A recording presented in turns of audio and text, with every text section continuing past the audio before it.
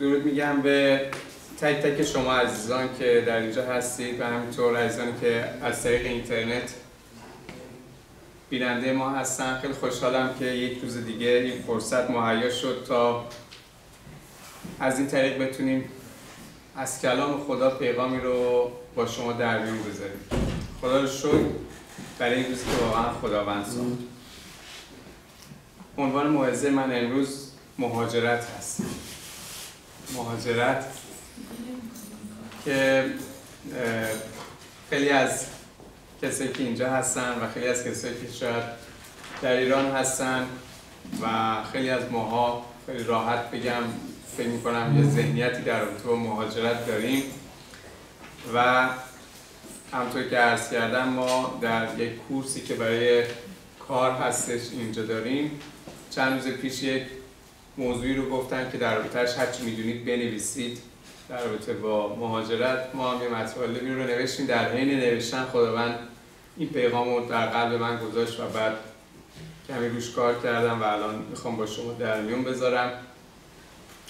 اینکه مهاجرت در زندگی یک ایماندار چه نقشی رو داره و اصلا آیا ما به عنوان یک ایماندار این مهاجرت رو تجربه کردیم یا نه.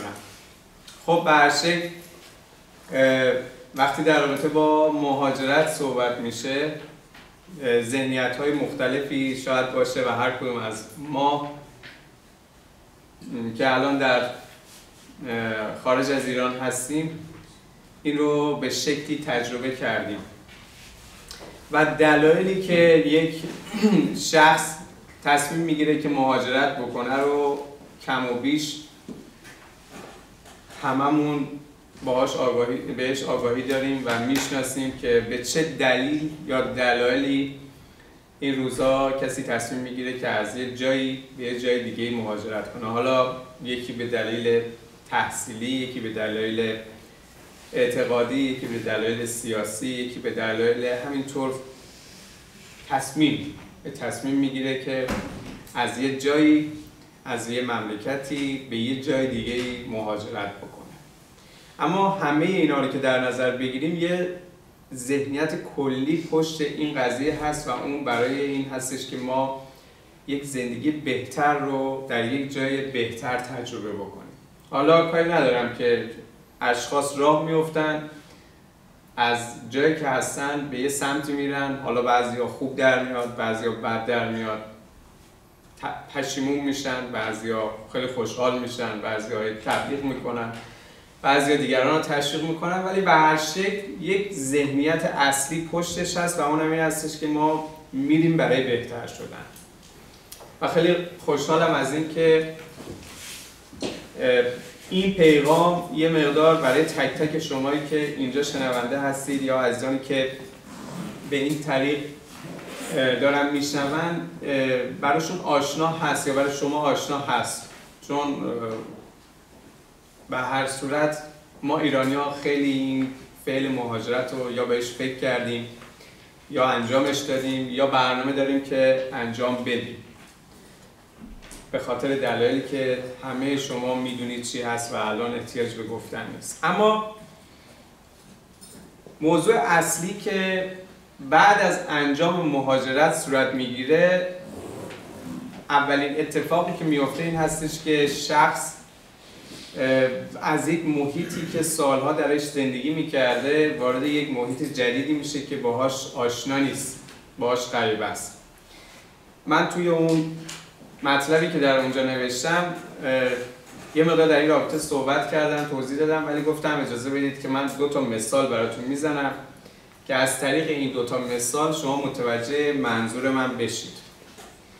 در نظر بگیرید که در خونه‌ای که زندگی میکردید، حالا قبل از ازدواج، هر کدوم از ما خب اتاقای زیادی داشت خونمون در گذشته مخصوصاً و بعضی وقتا ما تصمیم میگرفتیم که از یه اتاق به یه اتاق دیگه نقل مکان کنیم، یعنی جابجا کنیم. من با برادرم اتاقم عوض میکردم، با یکی خواهرم، یا جابجایی تو اتاقا صورت میگرفت و وقتی که از صبح تصمیم میگرفتی یه روز جمعه حالا که این اتاق رو عوض بکنی، تخت رو میکشیدی از این ور به اون ور، اصلا کمدتو میریختی به هم، از اون اتاق میادی توی اتاق دیگه تا شب درگیر انجام این کارا بودی که دیگه تموم بشه که بتونی راحت بگیری بخوابی، که دیگه صبح که پا میشی دیگه دوباره کار نصف و نیمه نداشته باشی.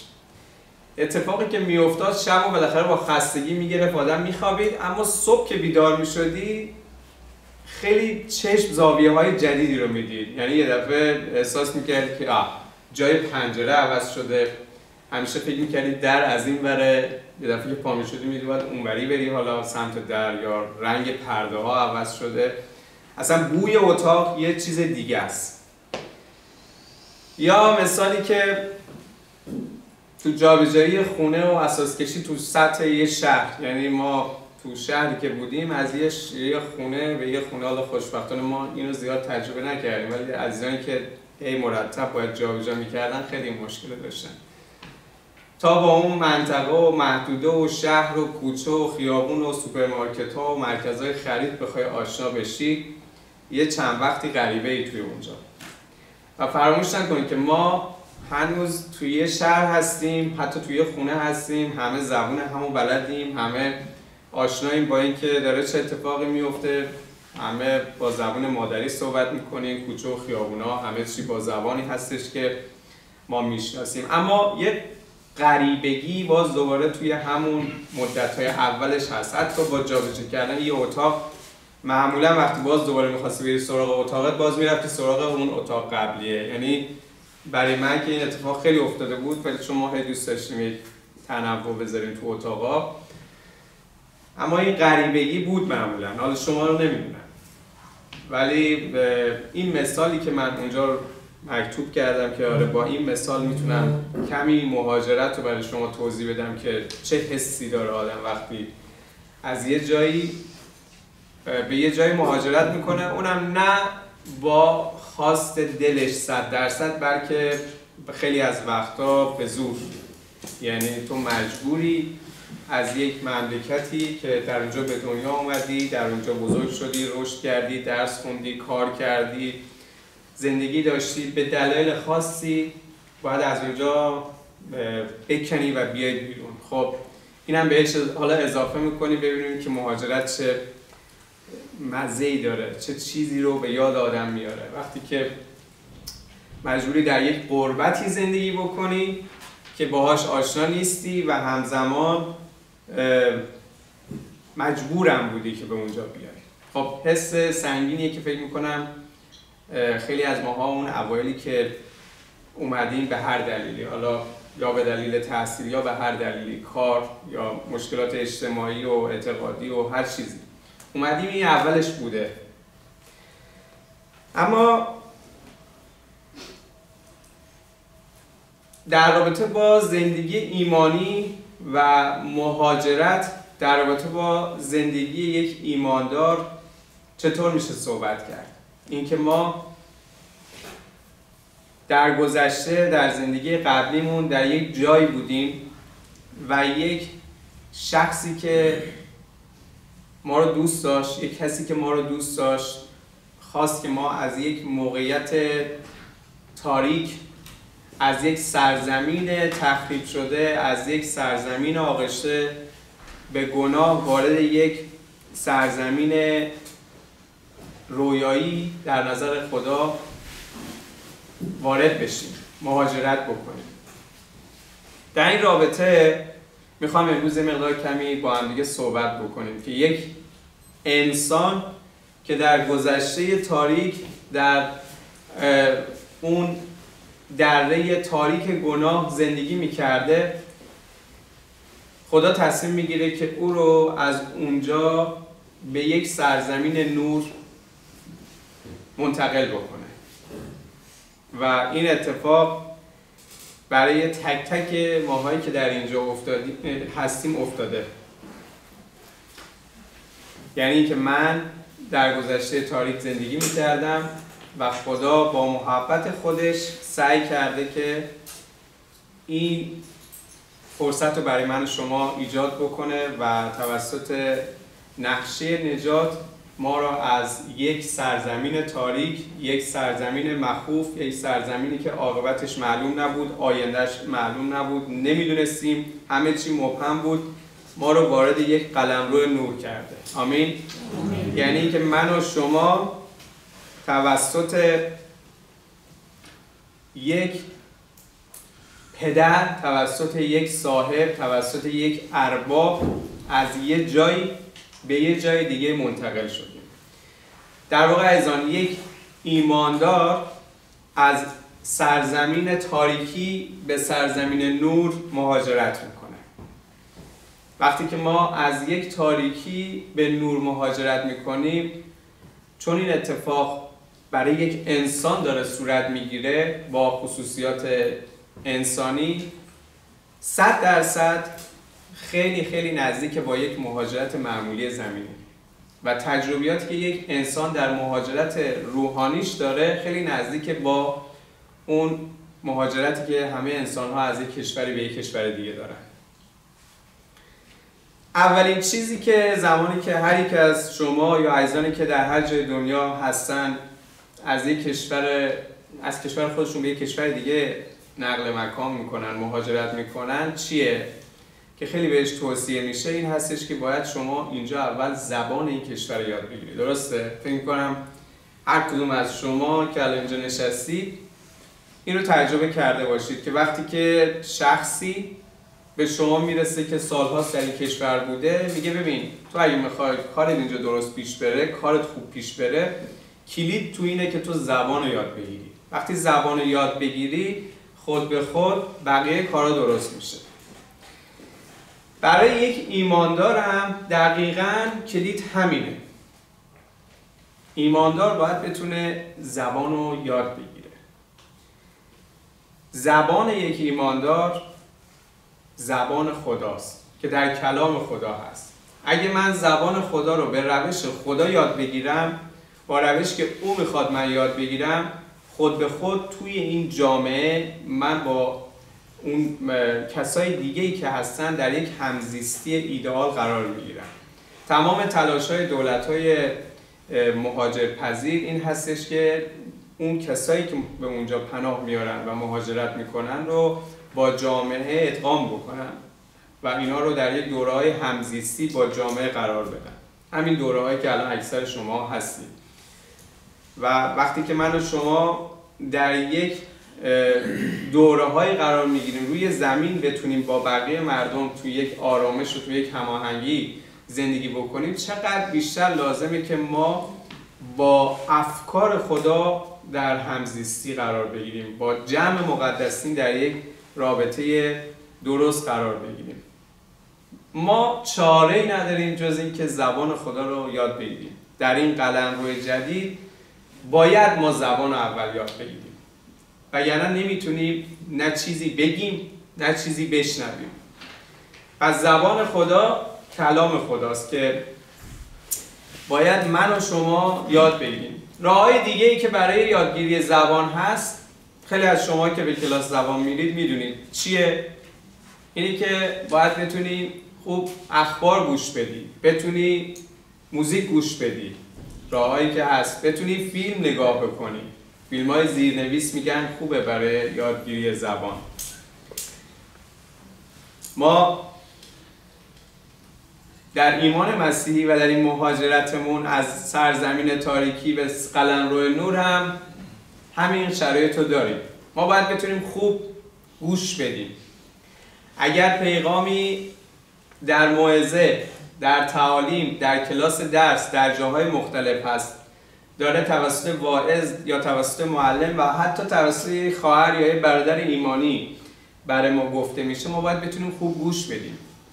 نیاز نیست حتما بفهمیم چی داره گفته میشه. دقیقاً مثل کلاس زبان، نیاز نیست شما 100% بفهمی داره معلم چی میگه. مهم اینه که تو فعلا فقط گوش بدی. وقتی که من فقط گوش بدم، گوشم آشنا میشه به صدای خدا و یه سری داده ها مثل کامپیوتر ریخته میشه در من و من در زمان مناسب با قوت روح القدس اونا رو کلیک میکنم، ازش استفاده میکنم، به یاد میارم.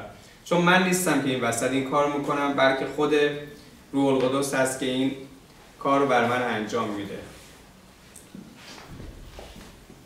میگن روزنامه بخونید خوبه برای یادگیری زبان. معمولا ما در دانشگاه که بودیم چون رشته منم ربط به زبان داشت، در واقع یه درس رو داشتیم، یه واحد داشتیم که کلا خوندن روزنامه بود. ما این روزنامه رو میخوندیم، با توجه به اینکه این مستند بود خیلی بهتر باهاش ارتباط برقرار میکردیم.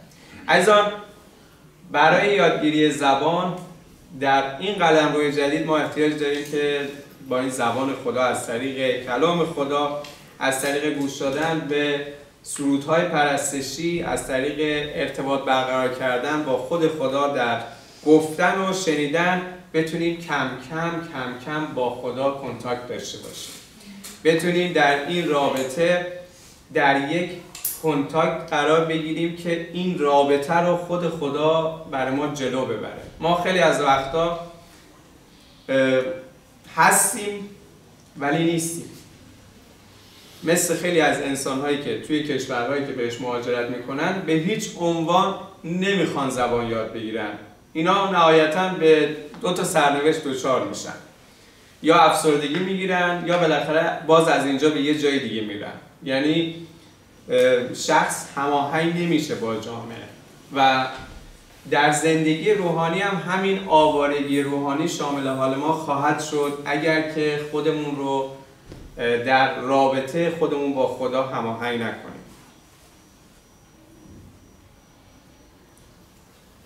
100% اگر من و شما سرگرم یادگیری زبان باشیم در کشوری که بهش مهاجرت کردیم، کمتر وقت داریم به وابستگی ها و دلتنگی ها و اون چیزایی که تو کشورمون جا گذاشتیم فکر بکنیم. اینو تجربه کردید، درسته؟ یعنی وقتی من و شما درگیر پیدا کردن راه‌های جدید زندگی توی اینجا باشیم، دیگه کمتر وقت داریم به گذشته و داشته ها و قبلیات و این چیزا فکر بکنیم. در زندگی ایمان هم همینه. وقتی که من و شما از کلام خدا پر باشیم، خودمون رو درگیر بکنیم با کلام خدا، با زبان خدا، دیگه کمتر وقت پیدا میکنیم سر بکشیم به اون نفس کهنه قبلی. چون کلام خدا در دوم قرنتیان فصل 5 آیه 17 میگوید که پس اگر کسی در مسیح باشد خلقتی تازه است، چیزهای کهنه درگذشت، هان همه چیز تازه شده است. عزیزان، وقتی که من و شما در یک رابطه با خدا قرار میگیریم، در یک تازگی قرار میگیریم. و اگه قرار باشه که من همچنان در زندگی ایمانم هستم، ذهن و فکرم خالی از کلام خدا و حضور خدا باشه، میگن که فکر خالی کارگاه شیطانه. یعنی وقت پیدا میکنه این فکر که به هر چیزی فکر بکنه و نهایتاً دچار آوارگی روحانی بشم، من دچار افسردگی، دچار دپرسیون و دچار اون توهمات روحانی قرار بگیرم. تا یه مدتی خوب میام جلو، بعد فراز و نشیب، همون چیزی که هفته قبل گفتیم. پس لازم هست که من توی این رابطه‌ام با خدا در یک رابطه سالم در گفت و شنود قرار بگیرم. اصلا شما عزیزان باور دارید که مهاجرت کردید از گذشته‌تون؟ باور دارید که زندگی قبلی شما یک دنیای تاریک بوده و شما وارد یک دنیای جدید شدید؟ باور دارید؟ اگر باور دارید یا ندارید، پولس رسول این رو بر ما خیلی کامل و واضح توضیح میده. در فیلیپیان فصل 3 آیه 20 میگوید اما وطن ما در آسمان است که از آنجا نیز نجات دهنده یعنی عیسی مسیح خداوند را انتظار میکشیم. عزیزان، پولس به ما این جواب رو خیلی راحت میده که وطن ما در آسمان است. کی وطن ما در آسمان شد؟ در اونجایی که در افسوسیان فصل 2 آیه 6 گفت خدا ما رو در جایهای آسمانی با مسیح عیسی پیوند زد. آمین. یعنی که من به محض ایمان در روح در جایهای آسمانی پیوند میخورم. درسته، پاهای من روی زمین، افکار من روی زمین، نفس من هنوز از گذشته پره و باید کم کم کم کم بیارم اینو زیر تسلط روح خدا. اما من در روح با خدا پیوند خوردم، در روح با افکار خدا پیوند خوردم و برنامه‌های خدا حالا باید در زندگی من کار بکنه. پس ما اهل آسمانیم. در ترجمه 1009 میگوید حال آنکه ما تبعه آسمانیم و با اشتیاق تمام انتظار میکشیم که نجات دهنده یعنی خداوندمان عیسی مسیح از آنجا ظهور کند. این قضیه نه تنها در عهد جدید هست و به این شکل صحبت میشه در رابطه‌اش و این شکل پولس و ایمانداران و قهرمانان ایمان در عهد جدید بهش فکر میکردن، بلکه در عهد عتیق هم همینطور بوده. در کتاب عبرانیان نویسنده در فصل 11 از آیه 13 تا 16 در رابطه با قهرمانان ایمان اینطور میگه. وقتی که یک سری قهرمانان ایمان رو معرفی میکنه در اونجا از اول، بعد در رابطه چون اینطور میگوید اینان همه در ایمان درگذشتن در حالی که وعده ها را هنوز نیافته بودند، بلکه فقط آنها را از دور دیده بودند و خوش آمد گفته بودند. ایشان تصدیق کردند که بر زمین بیگانه و غریبند. آنان که چون این سخن میگویند آشکارا نشان میدهند که در جستجوی وطنی هستند. اگر به سرزمینی میاندیشیدند که ترکش کرده بودند فرصت بازگشت می‌داشتند، اما مشتاق سرزمینی نیکوتر بودند، مشتاق وطنی آسمانی. آمین. یعنی که این اشخاص از عهد عتیق همه در پی اون چیزی بودند که خدا با فیضش به ما داد، با فیضش این رو به ما بخشید و ما رو در روح با مسیح عیسی در جایهای آسمانی پیوند زد.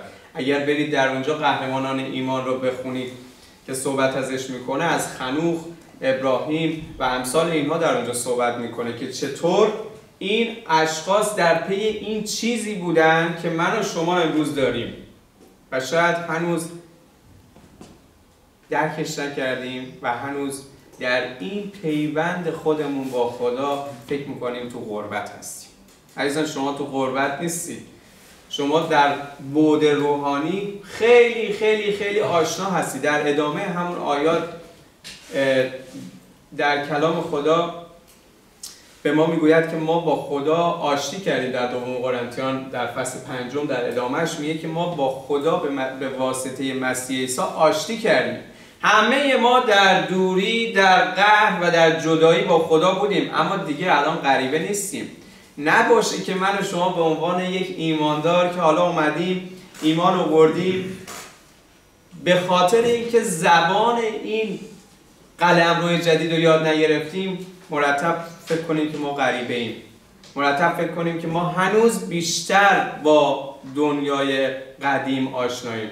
دقت کردید اگر هنوز در زندگی ایمانتون شما تمایل بیشتری به دوستای خارج از ایمان دارید، تمایل بیشتری به کسایی دارید که کلیسا نمیرن، به خاطر اینه که هنوز شما زبان این کشور جدید رو یاد نگرفتید، به خاطر اینکه زبان اون قبلی رو فوت آب میگن چی؟ یعنی زبان قبلی رو از بری، تمام ریز و بم و دستور و چه میدونم گرامرش رو بلدیم.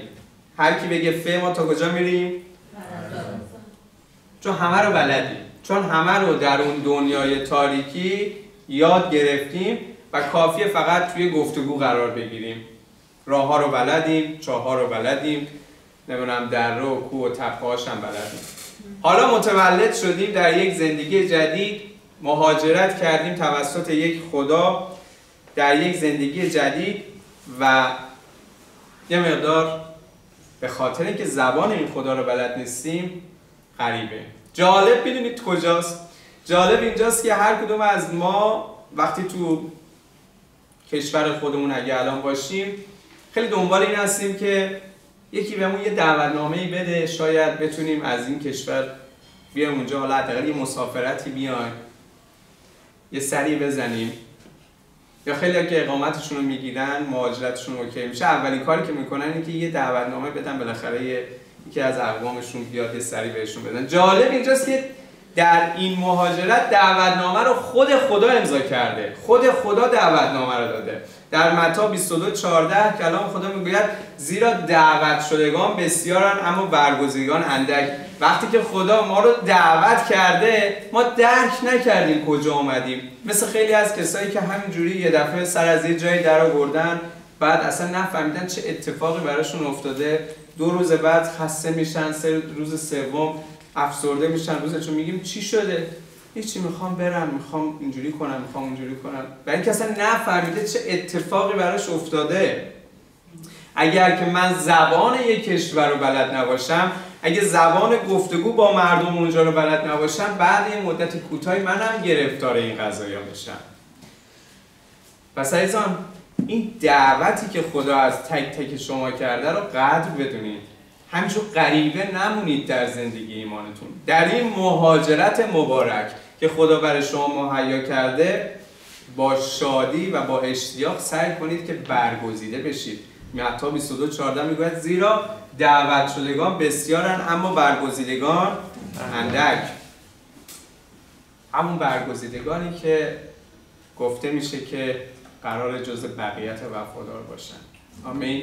یعنی که من و شما اگر در اون درک عمیق روحانی در رابطه جدیدمون با خدا قرار بگیریم، میفهمیم خدا برای ما چه کار کرده.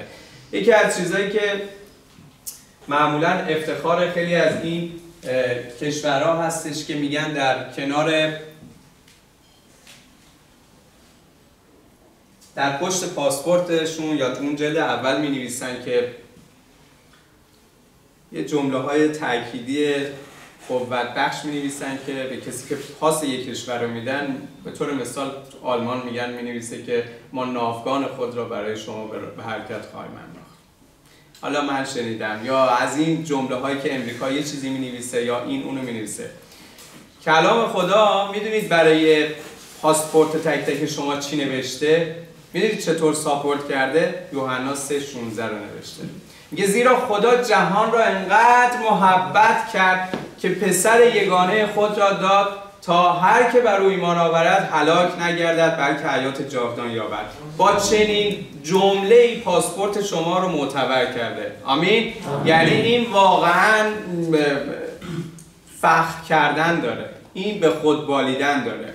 خیلی از وقتا هر کدوم از انسان‌ها وقتی اقامت یک کشور معتبر رو میگیرن، توی مکالمه تلفنی که قرار میگیرن تو دومی یا سومین جمله سریع میگن آره دیگه من دیگه سیتیزن امریکا رو که گرفتم و اصلا ربطی هم نداره. تو داری حرف از بلبورینگ چرت ماشین میزنی، اون میگه تو جملهش میگه من چه ربطی داشت این رو گفتی، یا میگه من آره ما که دیگه این ور هستیم، اصلا کی چیکار داشت تو اینو بگی. آیا شده من و شما فوراً بگیم آره دیگه من چون یک مسیحی ام حسابم با شما فرق میکنه؟ شده؟ آمین. اگه نشده تشویقتون میکنم که بشه. این پاسپورت و این اعتباری که خدا به شما داده کنار اسمتون قرار داده، اینو بلند اعلام کنید. نترسید، نگران نباشید نکنه طرد بشید، نگران نباشید نکنه کسی دیگه شما رو دوست نداشته باشه، نکنه دیگه بگم تو دیگه از دست رفته، تو دیگه رفتی دین فروشی کردی، نمیدونم چی کردی چی نکردی. من پاس آسمان رو دارم.